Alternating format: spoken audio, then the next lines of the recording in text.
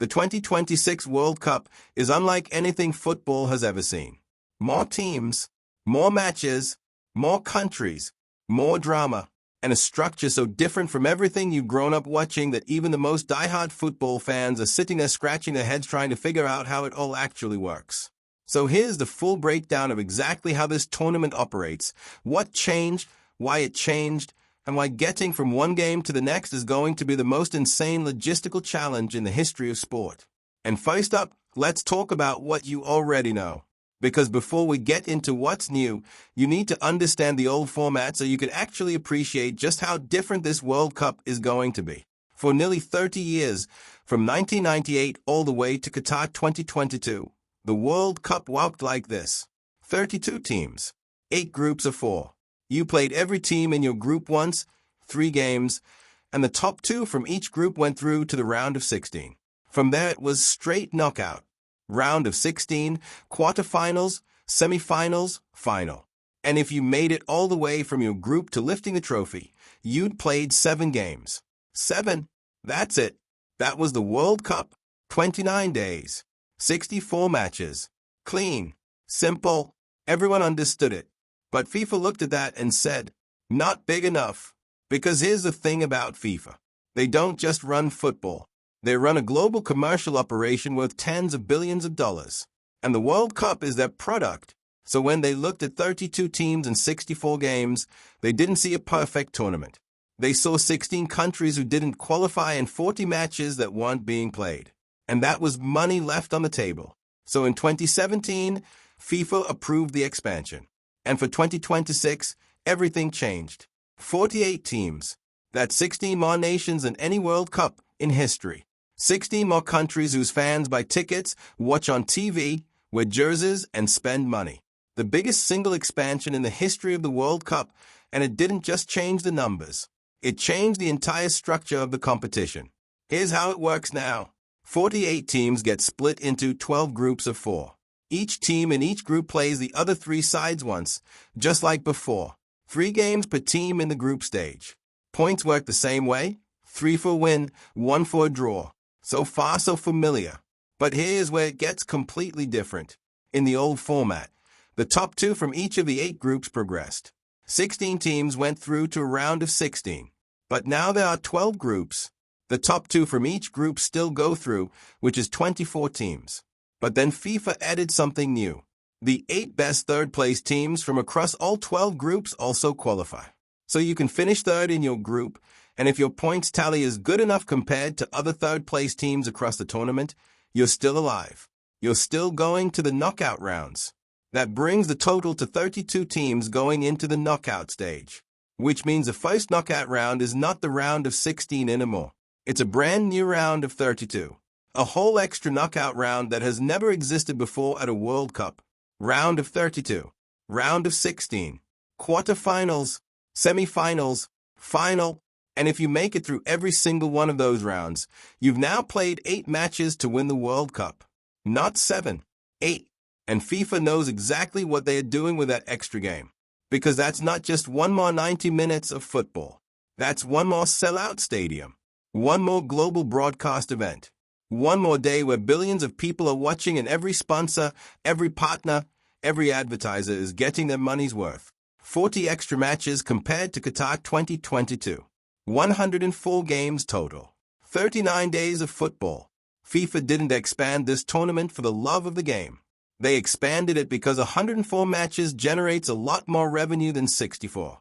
Now here's what makes this tournament even more complicated. And this is the part that makes your head spin just thinking about it. This isn't happening in one country. It isn't even happening in 2 countries. 3 countries are hosting the 2026 World Cup. The United States, Canada, and Mexico. Simultaneously, with games being played across 16 different cities and 16 different stadiums spread across a continent that is 4,500 kilometers wide. Let that sink in for a second. 4,500 kilometers. That's the distance from Vancouver in Canada all the way down to Miami in Florida. You could fly from London to Baghdad and still not cover that distance. And somewhere within that insane geography, football's greatest tournament is going to be played across almost 6 weeks. The stadiums themselves are completely different from anything a World Cup has used before, because the United States doesn't build football stadiums the way Europe does. They build NFL stadiums, enormous, state-of-the-art, technologically advanced venues that hold 80,000 people without breaking a sweat.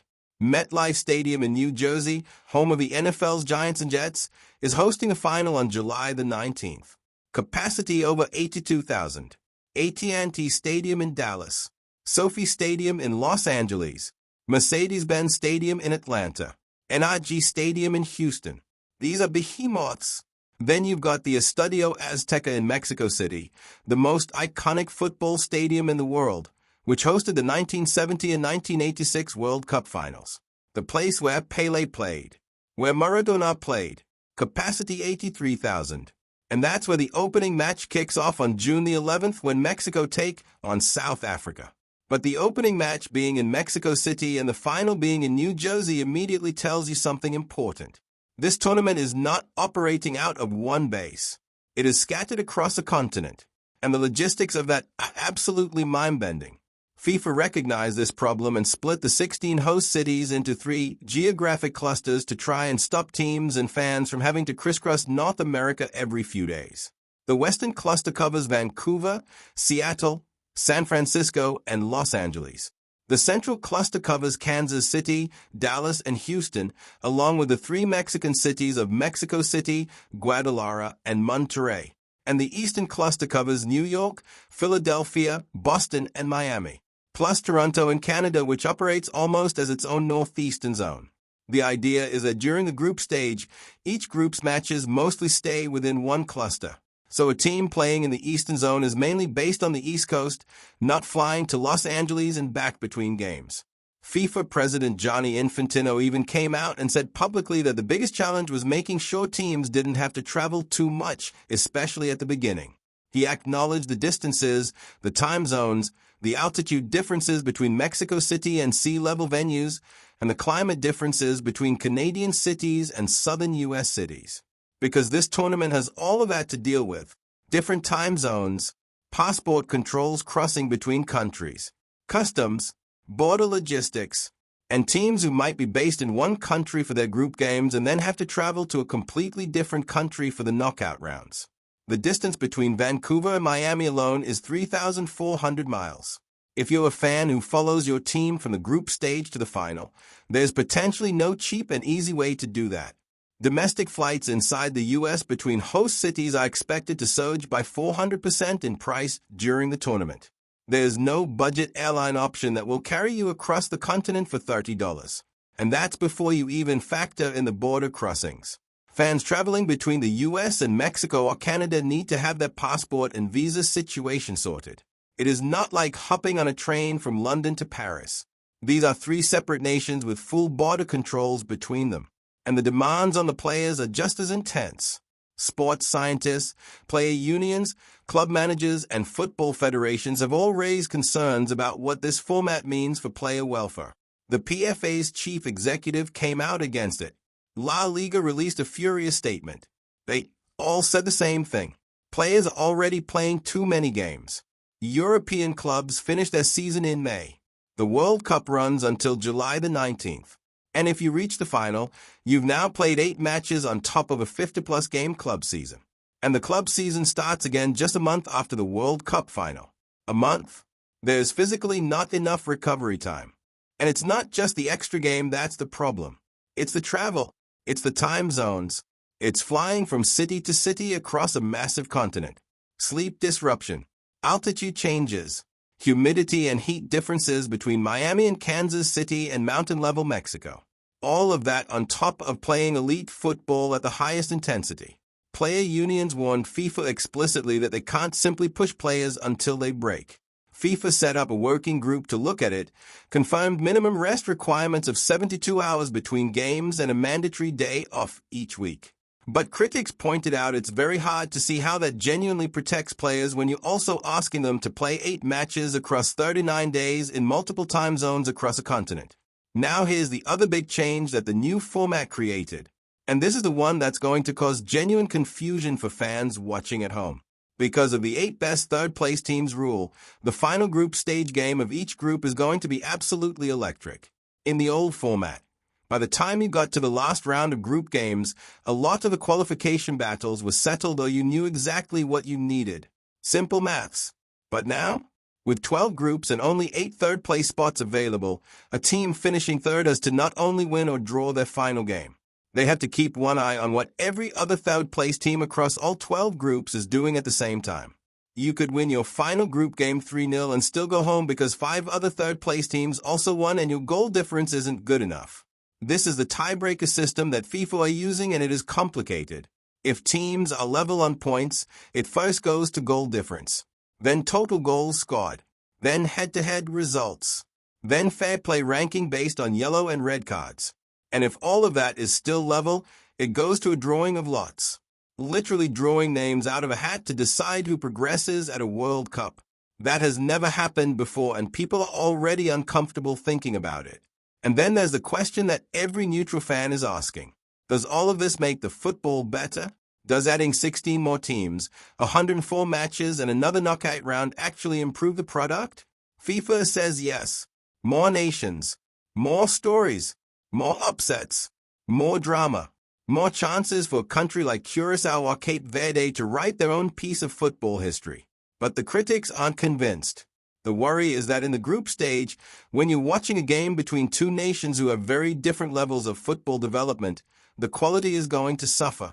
The concern is that the urgency which makes group stage football so gripping, every point matters, every goal could change your fate, is diluted when so many teams are going through. When 2/3 of the entire field advances to the knockout rounds, what exactly are the group games eliminating? Here's the answer to that, though.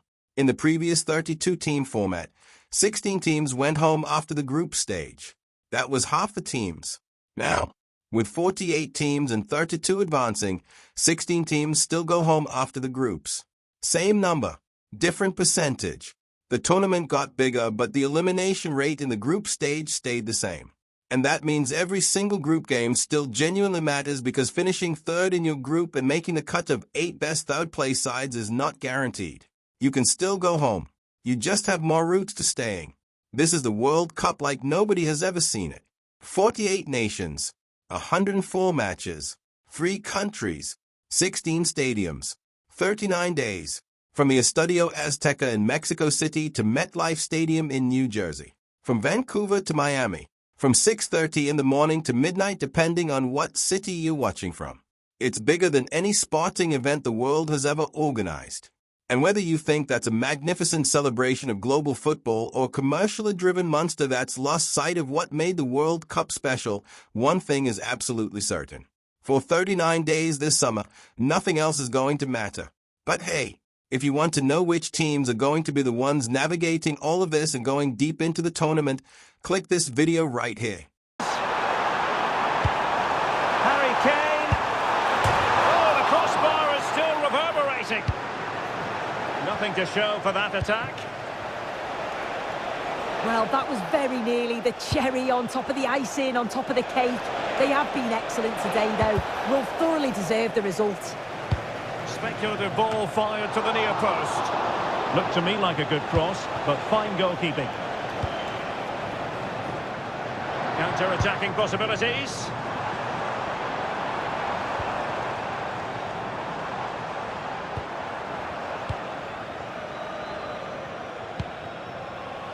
Koundé.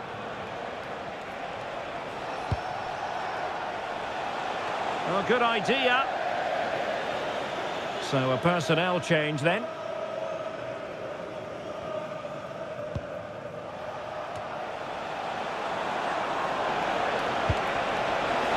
Can he get one back?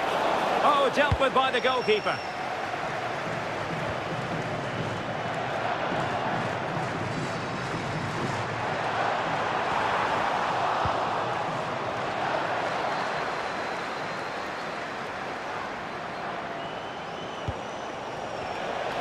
Well, if you're wondering about added time, 2 minutes it'll be. Now breaking at pace, potential danger. And a clever piece of defending.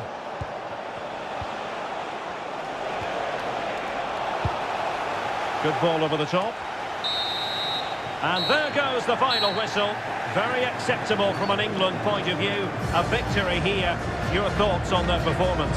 Well, that was a real competitive game, and sometimes